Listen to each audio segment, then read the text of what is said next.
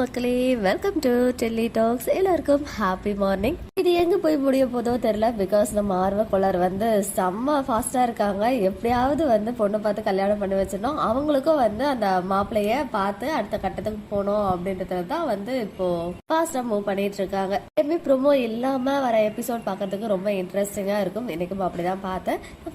Fast moving எபிசோடா தான் இருந்துச்சு. But அதே சேம் என்ன சொல்றது, பொண்ணு பாக்குறது அண்ட் மாப்பிள்ளை பாக்குறது இதை நோக்கி தான் வந்து இப்போதைக்கு மூவ் பண்ணிட்டு இருக்காங்க.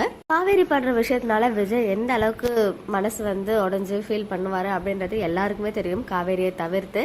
அண்ட் அதனால வந்து தாத்தாவும் இன்னைக்கு வந்து விஜயை சமாதானப்படுத்தி பார்த்தாங்க. அண்ட் கங்கா, யமுனா எல்லாருமே கால் பண்ணி சில ஆறுதல் எல்லாம் சொல்றாங்க. அதுக்கு அடுத்த நாள் வந்து பாத்தீங்கன்னா காவேரி கிரீன் சாரியில போறாங்க. அந்த கிரீன் சாரி இந்த முத்துமலர் ஃபேமிலிலாம் வந்தப்போ ஒரு பிடிஎஸ் ஷேர் ஆச்சு. அதுல வந்து செம்ம கியூட்டா இருப்பாங்க இந்த காம்பினேஷன் சாரில. அதே சாரி தான் இன்னைக்கு ரிப்பீட் பண்ணியிருந்தாங்க.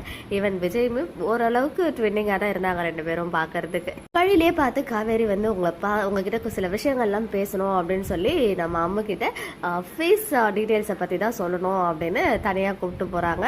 பட் அம்மா குட்டிக்கு வந்து செம்ம ஸ்மார்ட். ஏன்னா அவிகா பேபி இல்லையா, அவ்வளோ ஸ்மார்ட்டாக யோசிச்சாங்க. இவங்க பேசுகிறத பார்த்தா ஃபேஸ் டீட்டெயில்ஸ் பேசுகிற மாதிரி இல்லை, வேற ஏதோ பேசி அதை நான் கேட்கக்கூடாது அப்படின்றதுக்காகவே நீங்கள் தனியாக விட்டுட்டு போயிட்டாங்க அப்படின்னு கண்டுபிடிச்சி அவங்க மைண்ட் வாய்ஸுமே சொல்லிட்டாங்க. அண்ட் விஜய் கிட்ட காவேரி வந்து உங்களுக்கு ஒரு பொண்ணு வந்திருக்கு, ஸோ கால் பண்ணி பேசுங்க அப்படின்னு சொன்னது மட்டும் இல்லாமல் எனக்குமே வந்து ஒரு மாப்பிள்ளை ரெக்வஸ்ட்ல ஒரு பையனை பிடிச்சிருக்கு, ஸோ ஈவினிங் வர சொல்லியிருக்கேன், பேசி ஓகே ஆயிடுச்சுன்னா அடுத்து நான் ப்ரொசீட் பண்ண போகிறேன் அப்படின்ற மாதிரி விஜய் கிட்ட சொல்லிட்டாங்க. இதில் என்ன விஷயம்னா, இவங்களுக்கு விட விஜய்க்கு வந்து நிறைய பொண்ணு ரெக்வஸ்ட் வந்திருக்கு, இவங்களுக்கு கம்மியா வந்திருக்கு அப்படின்னு செம்ம ஃபீலிங்னு கூட சொல்ல முடியாது, கொஞ்சம் பொசிட்டிவ்னஸே இருந்துச்சுன்னு தான் சொல்லணும். ஏன்னா சாரதாம்மா கிட்ட அதை பத்தி பேசும்போது அந்த தம்பி அழகா இருக்காருல்ல அதனால வந்திருக்கும்னு சொன்னதும் அப்ப நான் நல்லா இல்லையா, எப்ப பாரு என்ன டேமேஜ் பண்ணிக்கிட்டே இருக்கேன் அப்படின்னு சொல்லிட்டு சாரதாம்மா கிட்ட ஒரு ஆர்குமெண்ட். இன்னைக்கு ஈவினிங் காவேரி அந்த பையனை பார்த்து பேச போறாங்க. விஜய் வந்து ஒரே டென்ஸ்டா இருக்காரு, என்ன பண்றது, என்னதான் பண்ணி இந்த ஆர்வ கோளாற சரி பண்றதுன்னு சொல்லிட்டு யாருக்குமே தெரியல.